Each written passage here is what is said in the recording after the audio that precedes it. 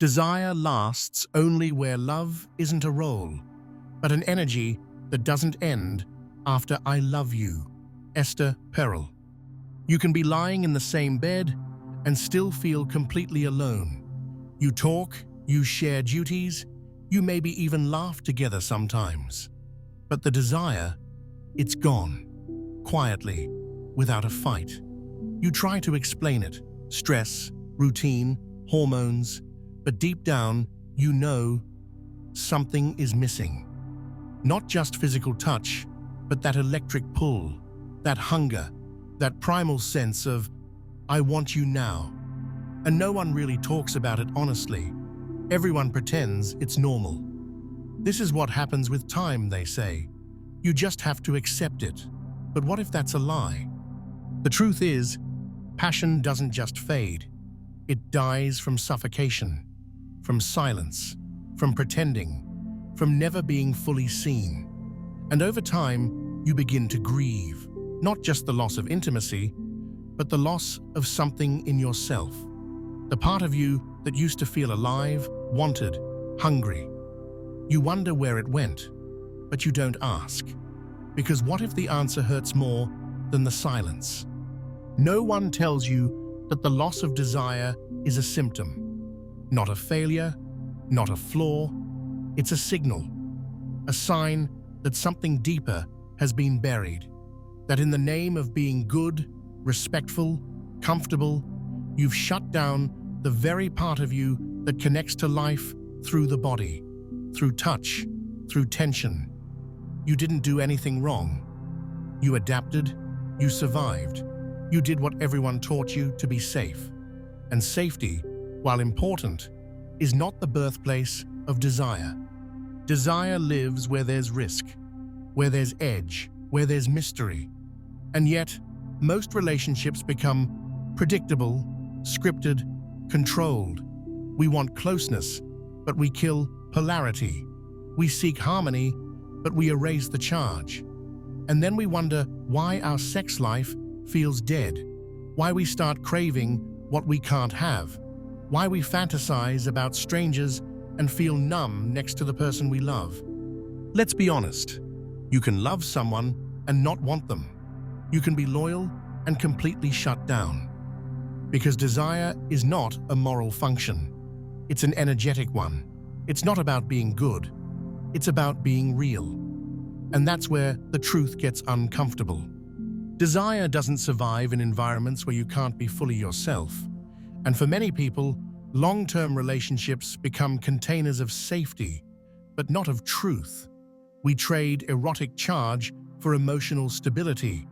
We stop revealing our inner worlds. We stop being unpredictable. And desire feeds on the unknown, the wild, the raw, not the familiar script you rehearse every day. So no, you're not broken. You're not cold. You're not frigid. You're just disconnected from your aliveness, from the part of you that never got permission to take up space, to feel, to want. And this isn't about fixing your partner. This is about meeting yourself, meeting the parts you've exiled, the shadows that scare you, the impulses you judged, the sensations you numbed, because until you reclaim them, no trick, no method, no routine will bring the fire back. And that's why we start here, not with solutions, but with truth.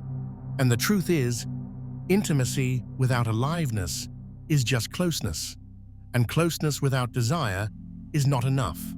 You can have love without lust, but you can't have erotic connection without honesty. And honesty begins the moment you say, this isn't working, and I want more. Not just more sex, but more depth, more presence, more hunger. The kind that doesn't just visit occasionally, but lives between you, breathes between you, pulls you in like gravity. That kind of intimacy, it exists, but only if you're willing to see what stands in the way. And if you've made it this far, you already know. This isn't about someone else. It's about what you've buried inside yourself, and whether you're finally ready to stop pretending it's not there. Most people believe they've tried everything. They read the books, they go to therapy, they do the date nights, the 5 love languages, the scheduled intimacy, and still, something feels off, like they're going through the motions, like the spark is being forced instead of felt.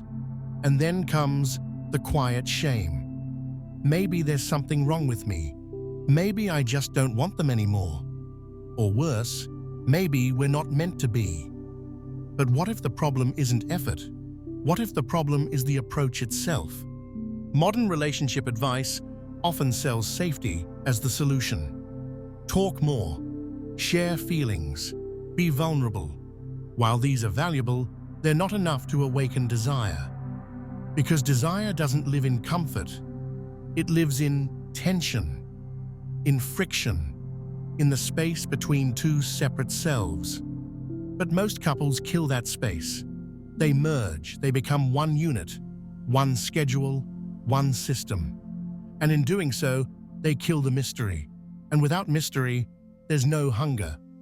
Desire is born from seeing the other as other, not just as a parent to your children, not just as a roommate or co-manager of life, but as a separate being, unknown, wild, sovereign, someone you don't fully control, someone who can surprise you. But to see your partner this way, you have to reclaim your own individuality. You have to stop performing closeness and start embodying difference. That's where polarity lives. And without polarity, passion dies. This is why working on the relationship often fails, because you're working to fix something that isn't broken. It's misaligned. You're looking for connection where there needs to be tension. You're trying to bond when you should be rediscovering separation. The healthiest long-term desire comes not from fusion, but from distance that invites return. From the dance of coming close, pulling back, and meeting again, over and over. Not because you have to, but because you want to. And here's the hard truth. No technique will work if you're afraid of your own desire. If you're still ashamed of what turns you on. If you edit your fantasies, censor your impulses, or suppress your rawness. Erotic energy isn't polite. It's not tidy. It doesn't fit into your morning routine. It breaks rules, and that's exactly why it's powerful. But most of us were taught to fear that power, to shrink it, to clean it up. And then we wonder why it disappears. The return of long-term passion isn't about getting your partner to do something new. It's about letting go of the parts of you that are still hiding. It's about becoming the version of yourself that's actually turned on by life.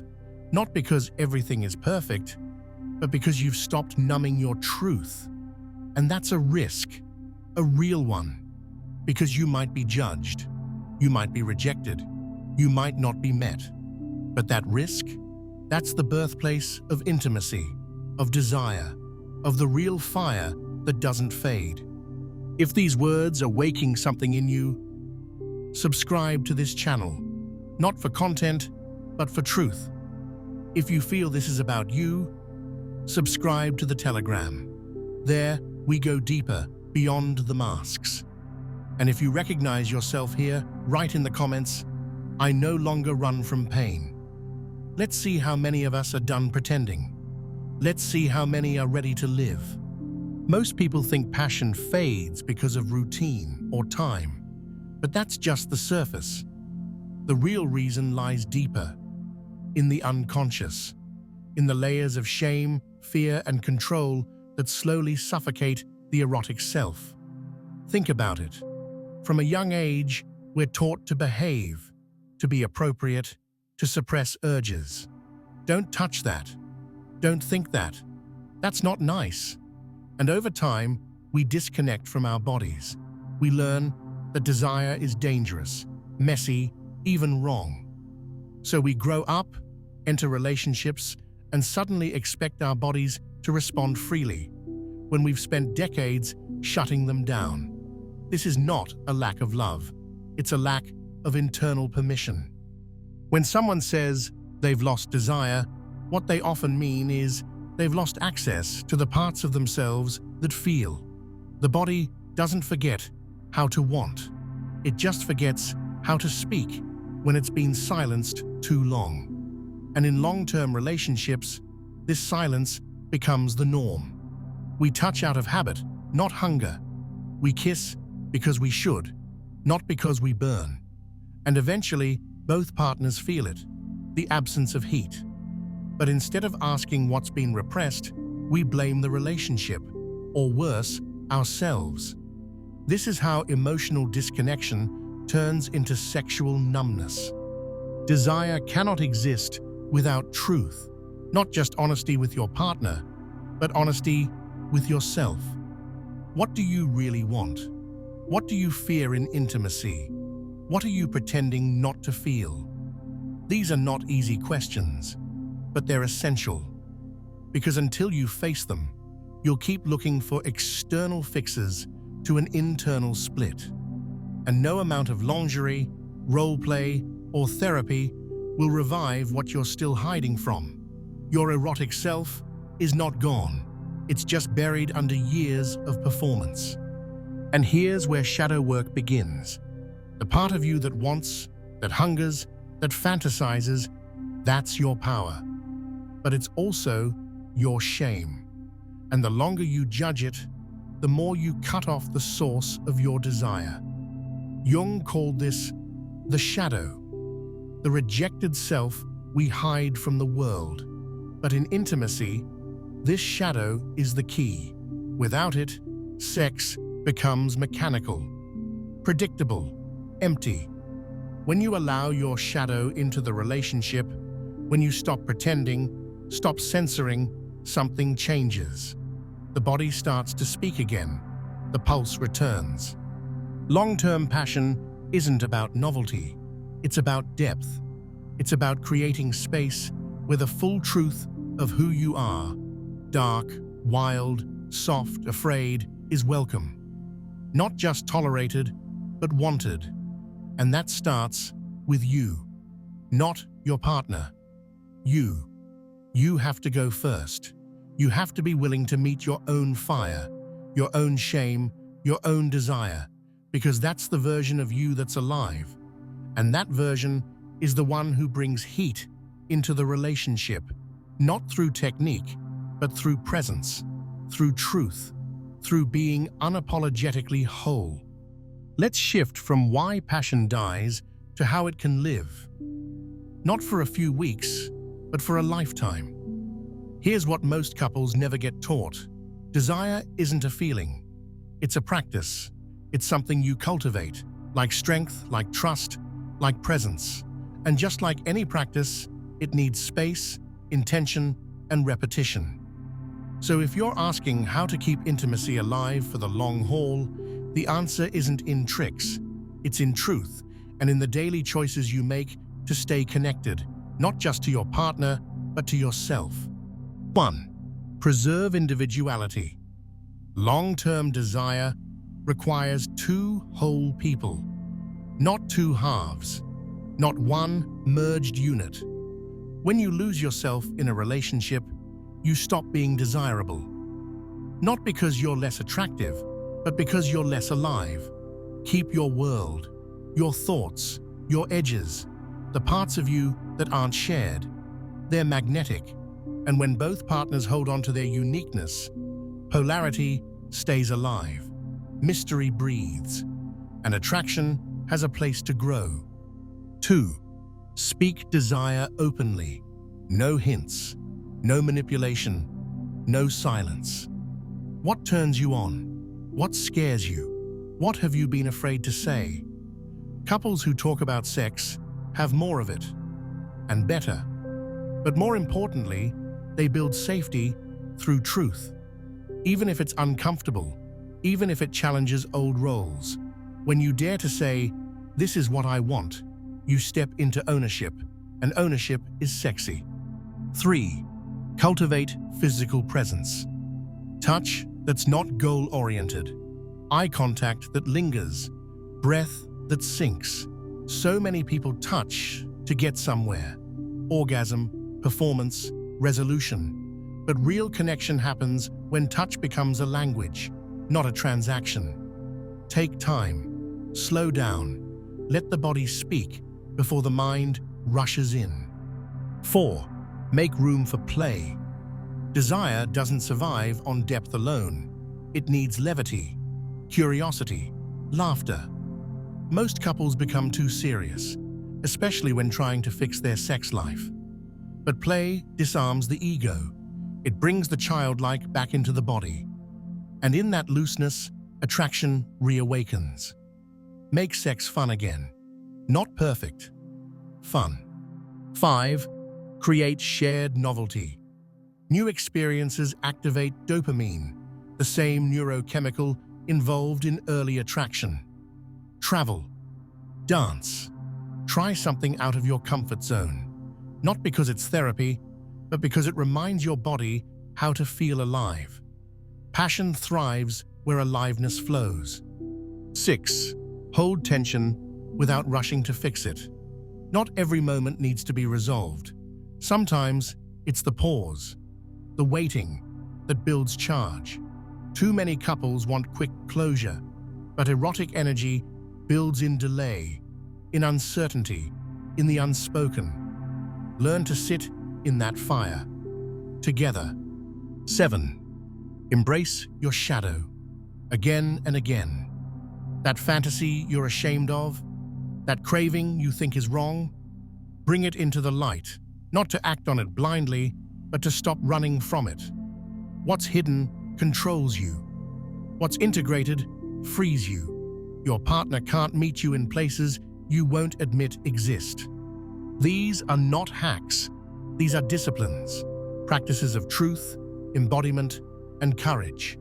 They take effort, yes, but the kind that feeds the soul, not drains it. And when done consistently, they don't just maintain passion, they deepen it, mature it, anchor it. So instead of wondering where the spark went, you become the source of it. You carry the flame, not for your partner, but with them, as two whole beings, choosing each other over and over again. Let's look at how some couples, real people, not fantasies, actually sustain intimacy across decades. Because the idea that long-term passion is impossible is one of the most dangerous lies in modern relationships.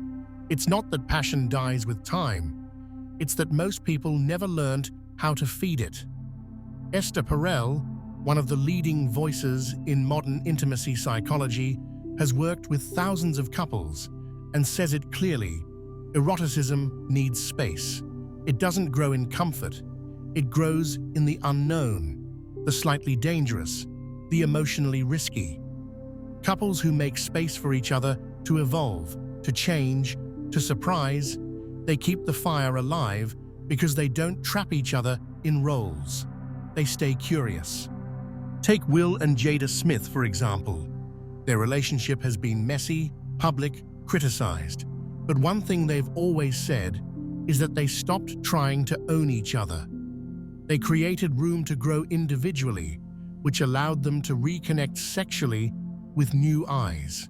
Or John and Julie Gottman, famous researchers who studied thousands of marriages. They discovered that the strongest sexual connections don't rely on grand gestures, but on daily micro-moments, small touches, playful teasing, shared secrets. The passion doesn't die, it's simply not fed. Another voice, Helen Fisher, a biological anthropologist, points to brain chemistry. Early-stage love activates dopamine, norepinephrine, and serotonin. But long-term desire needs oxytocin and sustained novelty. This means that new shared experiences, not necessarily sexual, reignite the same systems in the brain that fueled the early fire. Go somewhere new, break a routine, learn something side by side. Your brain responds not to the partner changing, but to the experience becoming alive again. And then there's Terry Real, a therapist known for his raw honesty. He says, "Closeness without truth is suffocating, but truth without tenderness is violence." Long-term intimacy requires both. You need the guts to tell the truth and the softness to hold it. Most couples fall on one side. They're either brutally honest and emotionally distant, or warmly connected but dishonest about desire. Neither creates heat. The balance is the fire. These couples and thinkers don't sell fantasies. They show the work, and the work isn't glamorous. It's not always sexy, but it's real. It's the choice to meet again. Not the version of your partner you think you know, but the one who's evolving in front of you. And most importantly, the one inside yourself who's still capable of wanting, of feeling, of risking. Desire is sustained not by being the same person forever, but by allowing yourself to keep becoming and letting your partner witness that becoming. The erotic is not just about bodies, it's about aliveness. And aliveness doesn't happen through comfort. It happens through contact, real, raw, messy contact, where you don't know how it will end, where you show yourself anyway. That's the intimacy that lasts. Not perfect, but true. There's a reason why intimacy terrifies people more than loneliness, because real intimacy demands exposure. Not physical nudity, that's the easy part. Emotional nudity, showing the parts of yourself you've spent years hiding. The needy parts, the jealous parts, the ashamed parts, the parts you were told would make you unlovable. And in long-term relationships, it's easy to fall into safety mode. You stop showing those parts because you assume they'll disrupt the peace. But the moment you hide who you really are, you begin to disconnect, not only from your partner, but from your own capacity to desire and be desired. The most common reason people lose sexual connection isn't lack of love. It's emotional self-abandonment. You show the version of yourself that's acceptable, easy, together. But your partner stops seeing the real you. And when you're no longer fully seen, you're no longer fully touched. Passion doesn't die because you've changed. It dies because you've stopped revealing. The erotic doesn't feed on perfection. It feeds on vulnerability, on risk, on tension between exposure and acceptance. But to live there, you have to stop hiding. You have to reclaim the parts of yourself that feel too much, want too much, ache too deeply. This is why shadow work isn't optional. Because if you're still at war with your inner world, you will project that war onto your partner. You will judge their needs.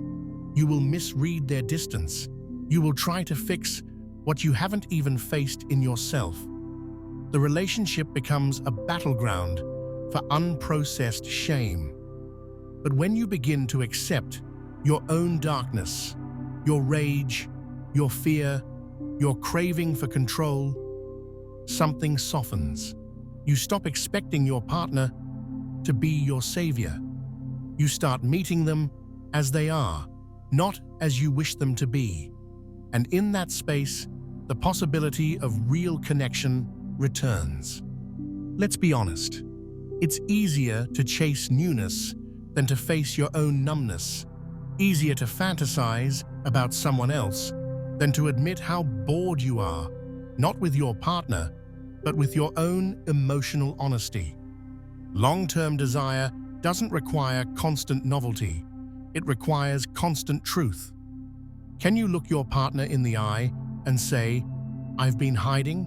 Can you admit you've grown resentful, cold, avoidant? Not because they failed you, but because you left parts of yourself behind? That's where intimacy begins again. Not with performance, with confession. And the beauty of this truth is that it's empowering. You don't have to wait for your partner to change. You don't need permission. You can begin the process of reconnection by reclaiming what's been exiled inside you. That's what brings life back into sex. Not fantasy, Not performance, but presence. Real, embodied, grounded presence, where you meet not as perfect lovers, but as flawed, feeling, awake human beings. And in that meeting, something sacred happens, not because it's easy, but because it's real. The truth is simple. Lasting intimacy isn't about doing more, it's about revealing more, about meeting each other again and again without the masks. Desire doesn't die with time. It dies with hiding. And it returns the moment you choose truth over comfort, presence over performance. If these words speak to you, subscribe to the channel. Let this truth reach those who are done running. And if you're ready to go deeper, join us on Telegram. If this video shifted something inside you, write in the comments, "I accept my shadow." Let's see how many of us are choosing to live fully. This is only the beginning.